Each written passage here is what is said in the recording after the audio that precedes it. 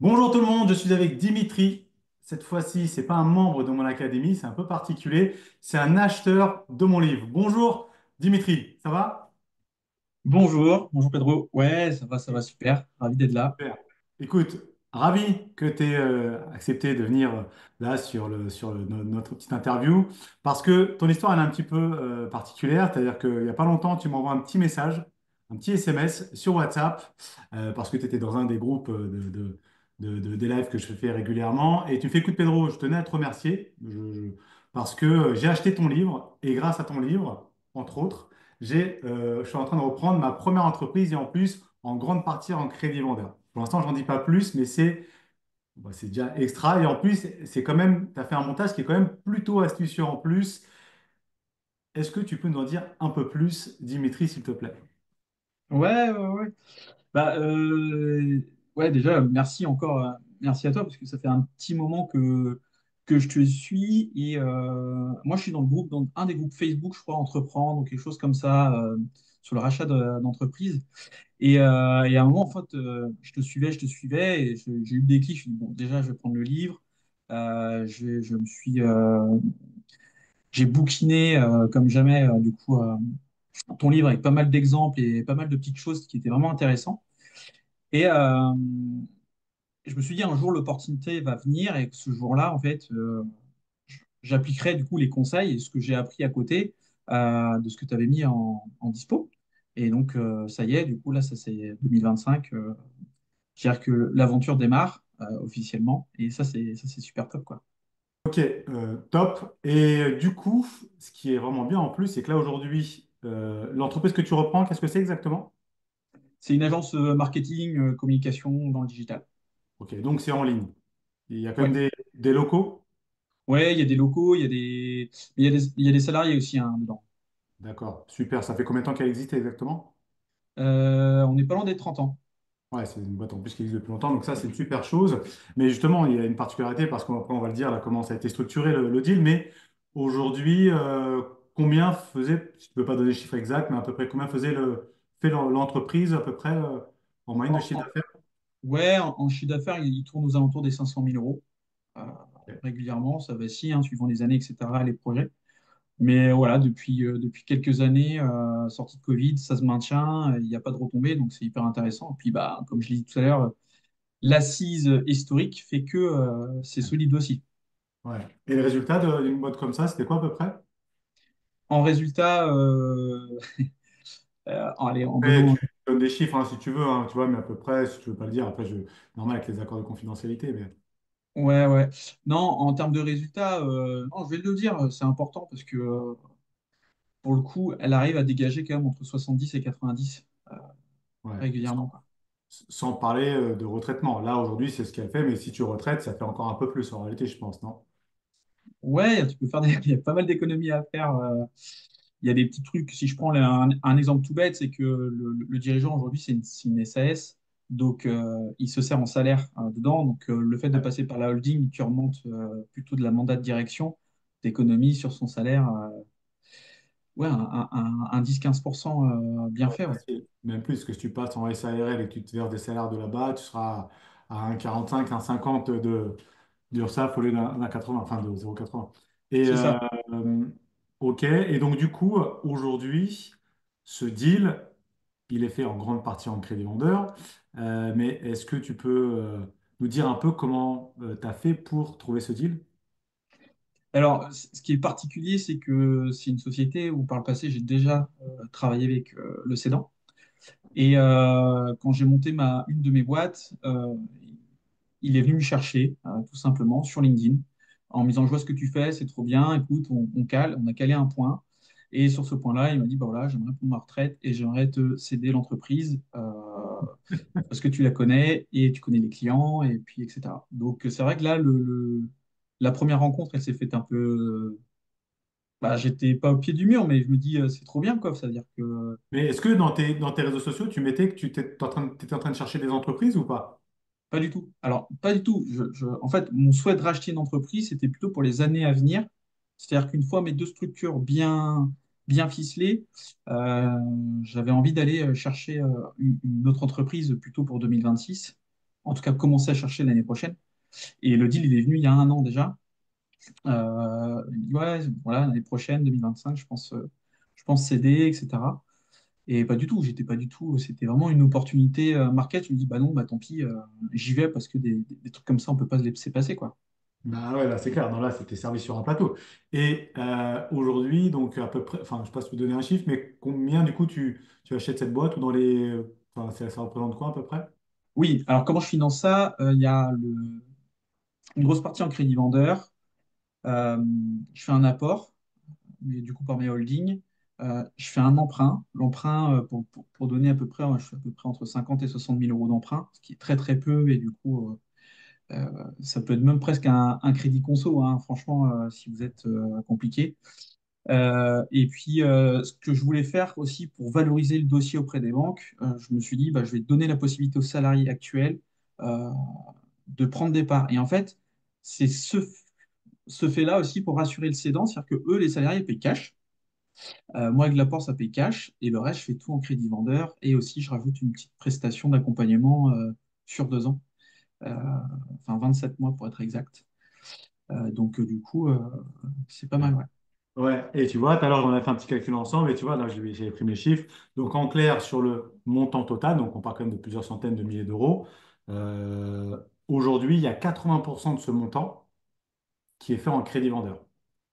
Il Ouais, y pas loin. avait 25%, tu l'as dit à peu près, c'est 50 000 euros à peu près, 25% qui est en crédit bancaire. Il Mm, y a 15% du montant qui est en equity, donc c'est ce que tu dis, c'est-à-dire en reprise de part contre échange de ton expertise. Et enfin, il y a, en fait, là, ce que je viens de dire, 60, 25 et 15%, c'était 90%. Et il y a 10% qui sont là faits, qui sont repris par les salariés. mm, 100%. 90%, c'est toi qui finances. En 15% equity, 25% crédit vendeur, 60% crédit vendeur. c'est Pardon, ça. 25% crédit bancaire, pardon, et 60% crédit vendeur. Et les 10% restants, c'est les salariés. Franchement, c'est un deal qui est super bien parce que bah, déjà, tu ne prends pas beaucoup de risques. C'est du crédit vendeur, c'est du rachat de parts, donc contre ton échange d'expertise. Les salariés qui se mouillent un petit peu. La banque, comme tu le dis, c'est ultra simple d'avoir ces 50, 60 000 euros qu'il faut financer. En plus, sans être caution, c'est presque impossible que tu n'aies pas le financement parce que, enfin, c'est pas possible parce qu'au pire, tu irais voir CTLM et ils te feraient un crédit et travaux. Peu importe, mais tu n'auras même pas besoin de faire ça. Mais ça va être facile parce que les banques, elles adorent en plus quand les salariés restent aussi quand même dans l'activité en prenant des parts. Donc ça, c'est top. Aujourd'hui, est-ce qu'il y a un manager, un DG ou quelqu'un qui va gérer, qui va chapeauter exactement cette entreprise? Et ben, c'est mon petit frère. Parce que du coup, Ah, je l'ai placé en apprentissage dans cette société il y a un petit moment. Je l'avais appelé je sais pas, il y a 2-3 ans. Tiens, mon petit frère cherche un job, tu pourrais pas le prendre. Je garde toujours des bonnes relations. Et du coup, j'avais aussi cet aspect terrain, même s'il m'a pas, il a joué le jeu, il n'a pas divulgué trop d'informations non plus, hein. Mais c'est un appui. Et de ce fait-là, du coup, ouais, j'ai mon petit frère que je vais continuer à former et qui va prendre du coup le lead sur cette agence. ouais, franchement, cette boîte, elle était vraiment faite pour toi. Ouais. J'avoue, je comprends pourquoi elle est venue à toi directement. Là, c'était vraiment. Là, ce serait vraiment. Si tu l'avais laissé passer, franchement, tu s'en serais Ouais. voulu toute ta vie. Et, et en plus, tu me disais aussi, ce qui est bien, c'est qu'aujourd'hui, ils sont locataires, c'est ça? Ouais, ils sont locataires. Et puis, il y a quand même il y a 40% du prix qui est laissé en trésorerie aussi. Ouais, elle est belle. Non, c'est génial. Et en plus, ça veut dire quoi? Ça veut dire que là, du coup, euh, l'idée, c'est de déménager, du coup. C'est de racheter des locaux, ou pas? Ouais, alors au niveau des locaux, ce qui va engendrer des frais aussi supplémentaires, ce qu'il faut savoir, c'est que, étant donné qu'on fait venir des salariés aussi de la structure, on a dû créer et réfléchir sur un pacte d'associés. Évidemment, eux, si je voulais déménager à 50 km, ils n'allaient pas rester. Donc, du coup, Bien sûr. là-dessus, c'est important. Donc, on va rester dans la ville où est située l'entreprise, mais elle est locataire depuis plus de 25 ans. Et que, du coup, avec cet effet de levier-là, une société très, très saine, on va pouvoir aller chercher, du coup, ben, acheter, du moins déménager sur un temps donné, hein. On fera peut-être une année de bilan et puis prouver à la banque que oui, en tant que repreneur, tout se passe bien et aller chercher, du coup, à ce système. Ce que tu disais en fait dans ton livre aussi, c'est que Ouais, de faire le levier et de créer des locaux et d'avoir du coup du patrimoine. Et là, on vient faire un autre ouais, bien business. sûr. Carrément. Non, franchement, c'est génial. Franchement, cette boîte, elle coche vraiment toutes les cases, quoi. Franchement, vraiment top. Tu vas pouvoir faire un effet de levier. Tu as beaucoup de trésorerie qui va être inclus dans la boîte. Crédit vendeur, pas de caution, ou alors peut-être un tout petit peu, encore ça m'étonnerait. Tu as les salariés qui vont être dans la boîte avec toi. Non, franchement, en plus, tu as ton frère qui est de la partie aussi. Donc, franchement, vraiment, vraiment génial. Et en plus, ce qui est marrant aussi, c'est que ça y est, tu as signé le protocole, c'est-à-dire qu'il y a la LOI. Ensuite, il y a le protocole. Mais là, maintenant, tu as mis un acte définitif lointain. C'est prévu dans plusieurs mois. Parce Mm. que, enfin, c'est prévu comme ça, parce que le cédant, lui, voulait terminer son année, en fait. C'est ça, hein. Ouais, c'est ça, ouais. Ouais, et puis moi, j'avais pas le temps là. Si on avait fait, je sais pas, reprise au 1er septembre, admettons. Euh, j'ai d'autres impératifs sur mes deux autres Là, on est au boîtes mois de juin. d'abord. Je rappelle, on est au mois de juin. Si tu as dit 1er septembre, ouais. Tu Ouais. avais les vacances, il faut que tu fasses tes vacances. Ouais, mes dernières vacances, un peu. Voilà. Mais non, après, ce que je fais, c'est que je viens au sein de la structure à partir de septembre, du coup.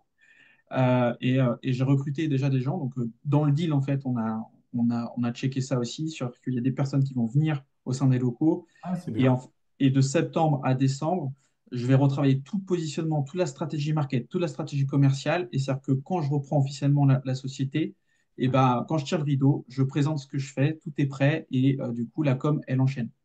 Ouais. Euh, Ouais. et là, Vraiment, on est elle bien. était faite sur mesure. Franchement, sur mesure, là, ta reprise, c'est vraiment top.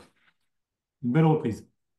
Ouais, bah, j'espère qu'il n'y aura pas de pépins d'ici là. Mais Il y aura toujours des pépins, des trucs, et ben tu feras en sorte de hmm, résoudre les pépins. De toute façon, c'est toujours comme ça quand tu es chef d'entreprise. De toute façon, c'est jamais linéaire, hein. C'est hop, hop. Tu vois, c'est un peu les montagnes russes. Mais derrière, le jour où la chandelle, quoi. C'est toujours la même chose.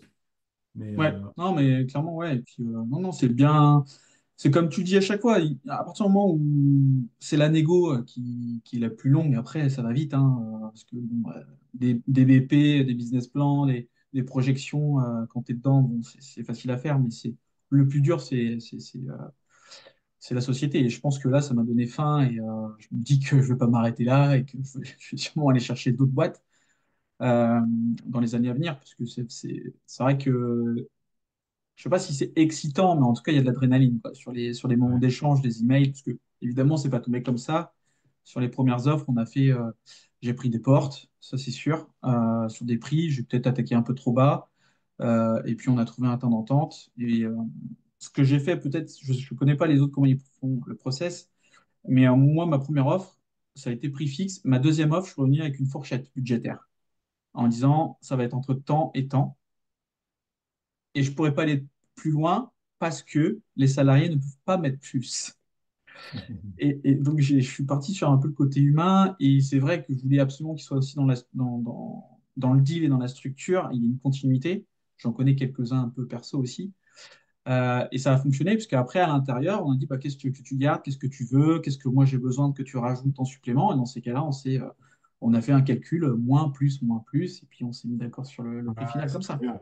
C'est très bien. Donc là, concrètement, en plus, c'est vraiment une stratégie en plus de croissance externe, hein. Vraiment, là, c'est pour vraiment créer ton groupe avec tes deux structures que tu avais déjà. Celle-ci, elle est complètement complémentaire pour alimenter le reste de tes boîtes, de toute façon. Là, on est d'accord, hein. Ouais, c'est complètement la croissance externe. Là, pour le coup, il y a des services qui proposent, notamment, par exemple, j'en prends un exemple, c'est la formation. Aujourd'hui, j'en ai pas, je ne suis pas Calliope, j'ai pas de numéro, etc. Lui, il le fait depuis des années, il est reconnu là-dessus, sur le marché régional, et clairement, bah, je sais que je vais pouvoir l'utiliser, quoi. Ouais, non, mais c'est top. Franchement, félicitations pour l'agrandissement de ton groupe. Et j'espère te revoir ici avec encore de prochaines reprises, hein, et nous en parler. Ce sera toujours inspirant pour tout le monde. Ça fait toujours plaisir parce que tout le monde n'accepte pas toujours de se faire filmer. C'est pas toujours, voilà. Donc, franchement, merci beaucoup en tout cas d'être venu. Franchement, c'est top. Bravo pour ta belle réussite et Merci. j'espère te revoir assez bientôt. Ok, Ouais, Dimitri? avec plaisir. Ça marche. Allez, à bientôt. Salut.